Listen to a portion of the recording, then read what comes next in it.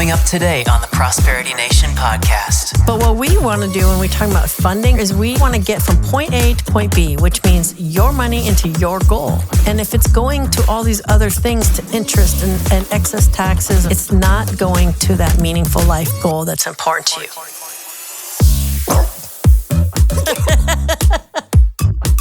Welcome to the Prosperity Nation podcast. I'm Angie. And I'm Elise.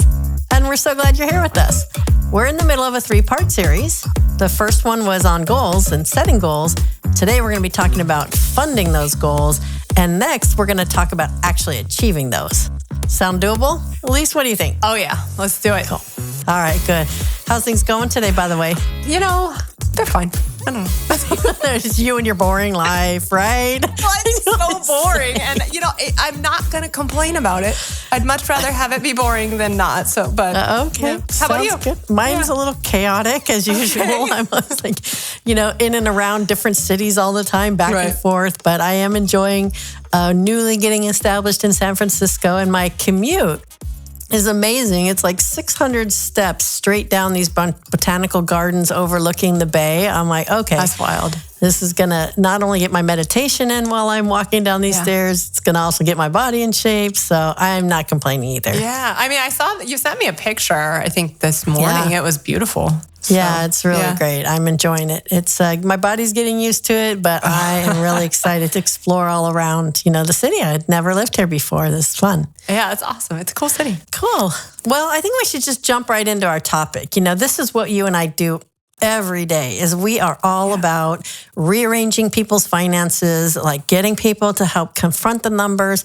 And we get it. You can't confront numbers if they're in chaos. And so that's the first thing we do.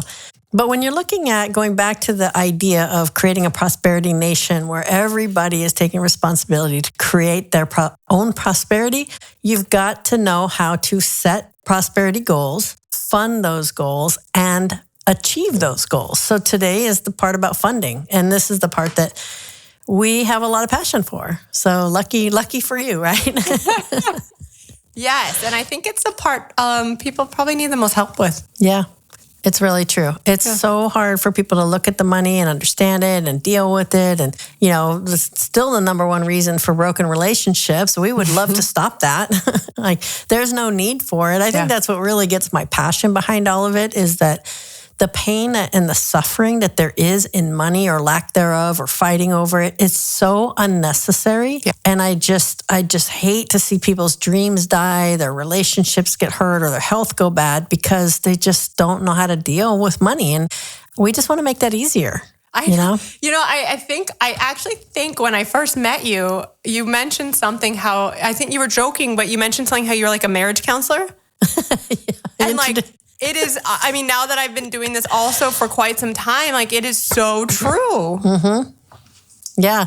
I once introduced myself. Hi, I'm Angie, and I save marriages. And everybody looked at me like, what? I'm like, I'm a CPA, and I save marriages. That's what I do. Yeah. But you know what? It's so much joy to help people talk about money and actually get couples working together as a team to arrange their money in order to get into those goals that actually bring meaning to their life. And it's totally doable. And that's the message that we want to keep saying here. It's like, you can do something about it. You do not have to always avoid it. There are actions you can do, and they do not have to be hard. Right. And in this part, it's really important to understand, what does it mean to fund your prosperity goals? And it's so easy to just say, oh, just go do it, or have a financial planner tell you, like I mentioned in the past, just save up the money and then I'll help you invest it. Like, no. Duh. Exactly. Come on, just save it. Right. If I think if it were that easy, we'd all be doing it and we'd all have our goals achieved. And I know. And did you know, in America, the average savings of most people is like $400. It's not even enough to replace flat tires if they get a flat tire on their car. Oh, that makes sense why everyone has horrible debt. Yeah, that's exactly right. Yeah.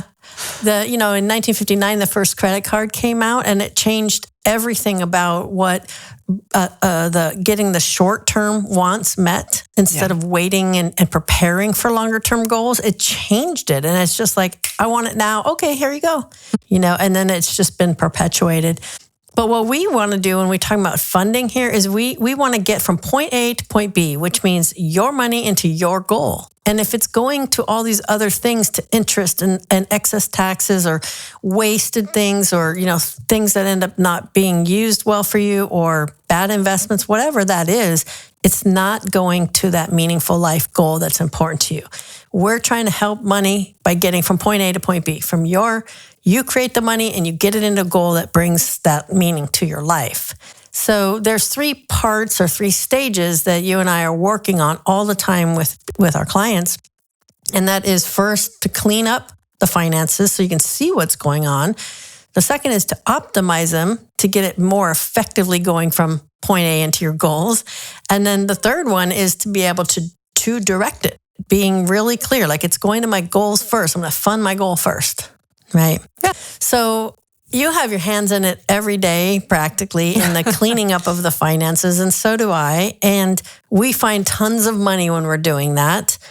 What's happening there? What does it mean to clean up your finances? I mean, it could mean a lot of things, but the most common things that I see, honestly, are when business owners, have their personal finances so commingled with their business. Yeah. So, when they're running all their personal stuff through their company and trying to get a write-off for it for whatever reason, we can talk about that one later. But, I think we did a little. Yeah. We probably should many times, but yeah, true. But you can't actually see what is happening in the business when you're just trying to, when you're so focused on getting your net income the low as possible so you can save on taxes. Like, you don't know what's actually happening. Yeah. So the first, the biggest thing to do is let's get it separated. Let's see how your business is actually doing. Yeah. Are you actually profitable? Are you not? What's going on? Right. And then also is, another thing to look at is, are your books even in a way that's readable? Exactly. To being able to see it, that's where you actually get wisdom. Yeah. I know, I love it. I do like it when people call me the money whisperer. It's kind of a cool thing, but literally can easily read money. I can read the wisdom in money. I actually can do it just by listening to people talk. I can just tell by what they're saying or how they're moving their body and stuff. I know what's going on in their finances. It is something that, through all my years of experience with it, there's wisdom in just listening and watching how things are going. But when you get actually down to the numbers and to the books, to being able to see what you're talking about, where they're actually organized, they tell a story. Yeah. And I read finances like any book. I can read it, right? From assets to debts to income to expenses. It's a story, and they're all telling a story. And when it's chaos, it's telling us a story of your goals are probably in chaos too, and your relationship might be in chaos, and your business might be in chaos, and your spending might be in chaos. They just need to give up at that point. just throw it all stop. Right. You're just a mess. Just stop.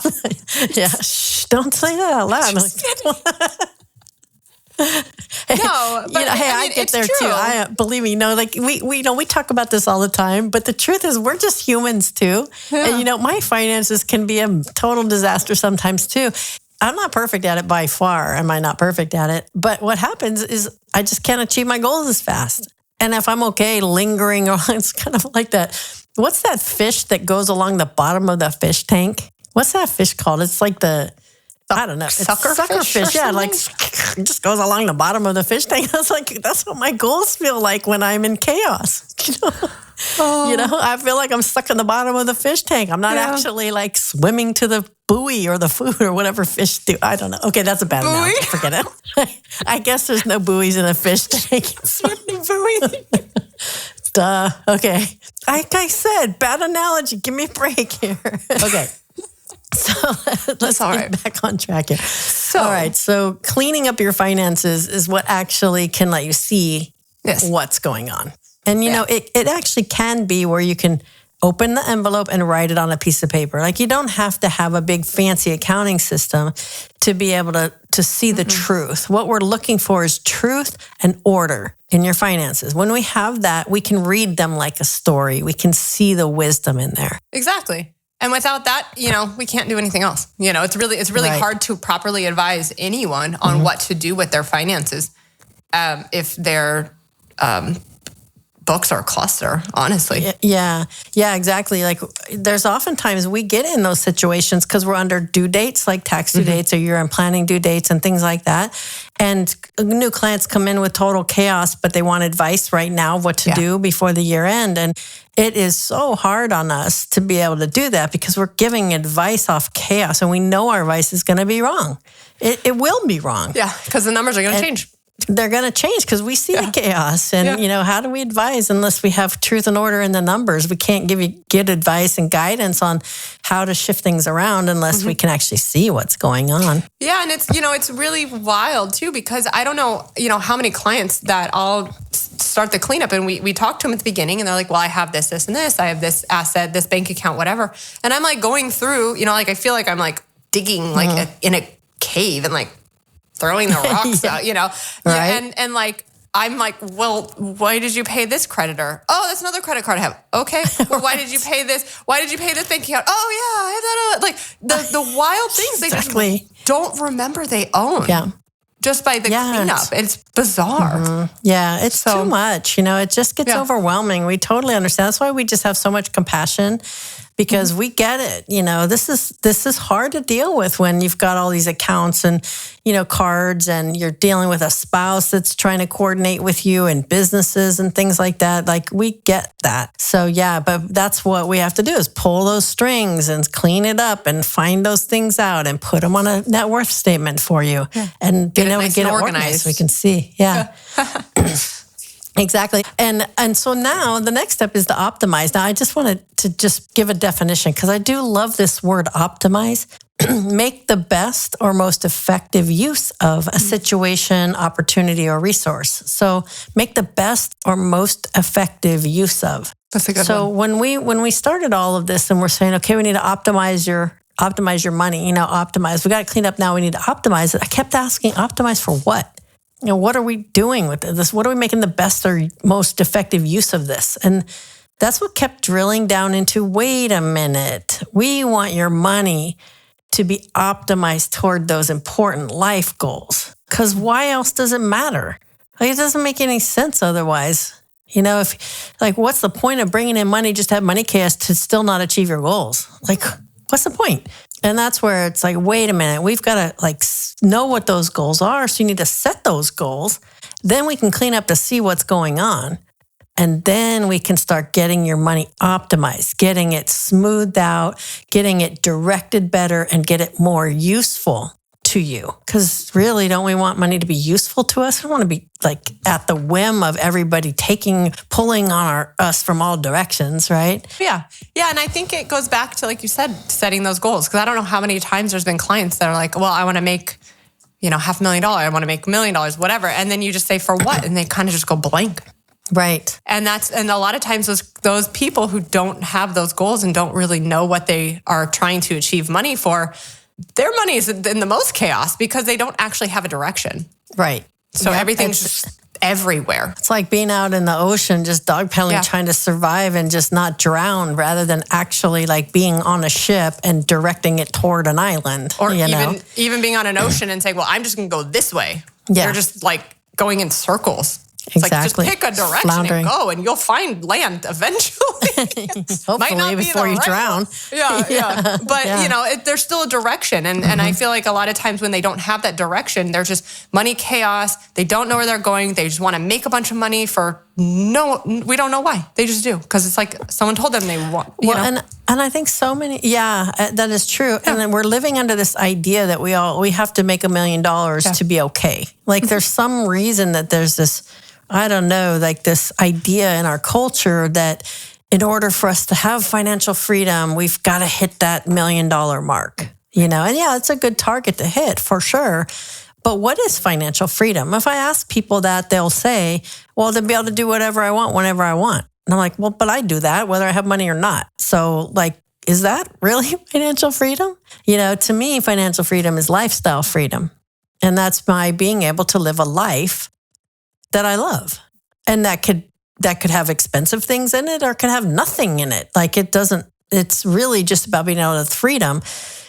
to let go of those things that people think, like, I don't know, that you take on. Like, I should buy a house with a picket fence. That's the American dream, right? I want to buy a house and a car. And, it's like, stop keeping up with the Jones. They're broke, The Jones are in debt. They're in debt and they're broke. Stop trying to keep up with them, right? Yeah, exactly. So it's getting back to optimizing in order to get all of those excess things that are robbing your money from your goals, really.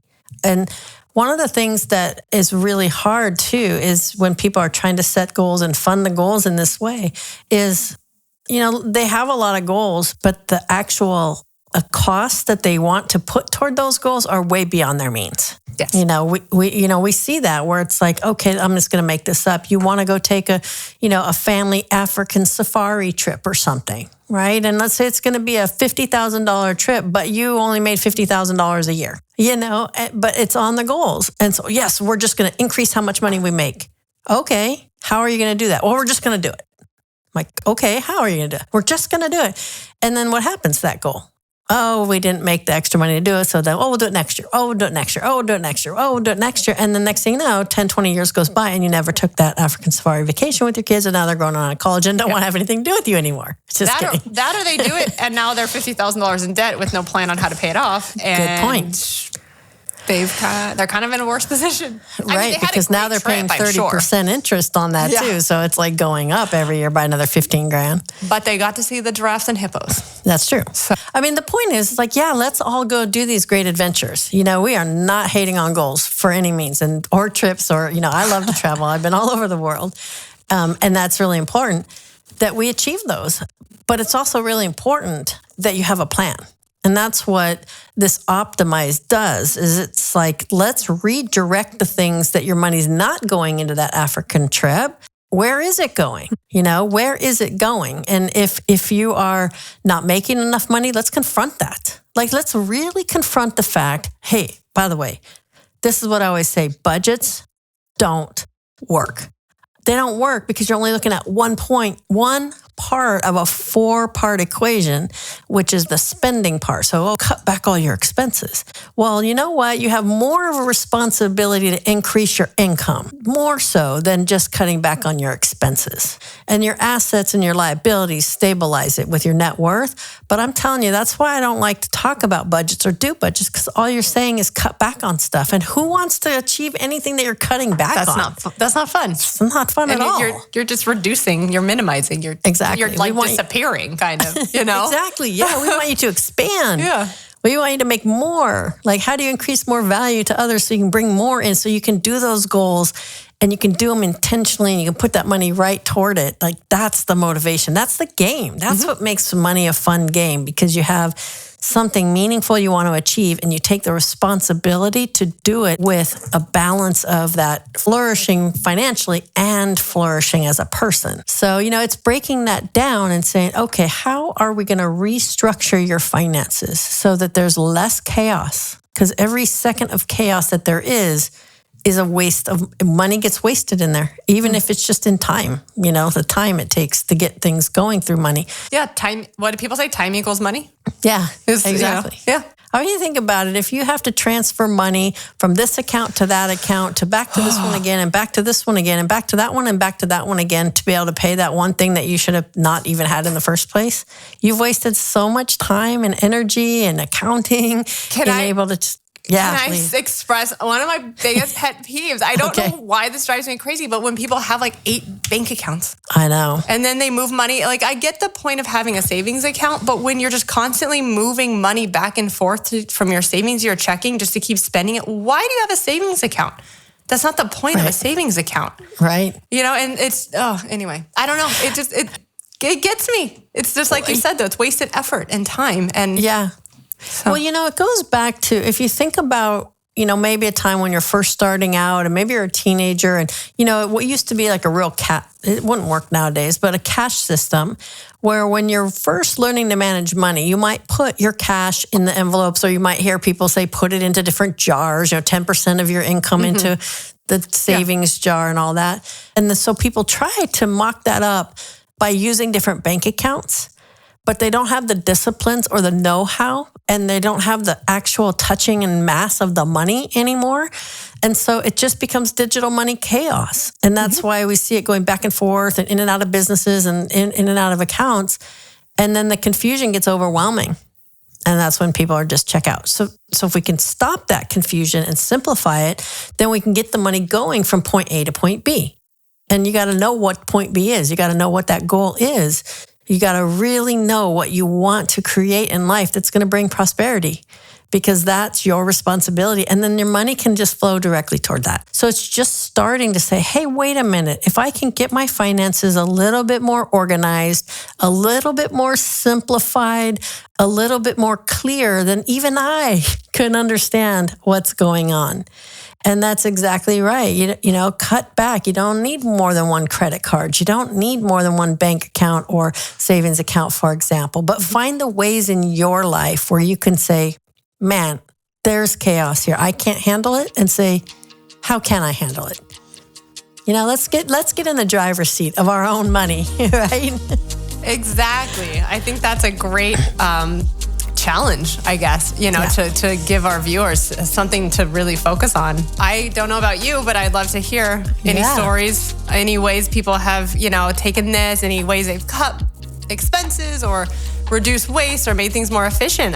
So please share with us stories at prosperitynation.com. Also, follow us on our social media. It's The Prosperity Nation. And don't forget to like and subscribe our videos. Absolutely. Well, we definitely want to hear from you. Bye for now. Bye. Thanks for joining us today. Follow us on social media for the latest episodes, updates, and more. Like and subscribe to videos from us on YouTube, and find out more at prosperitynation.com. That's it for now. We'll see you next time on the Prosperity Nation podcast.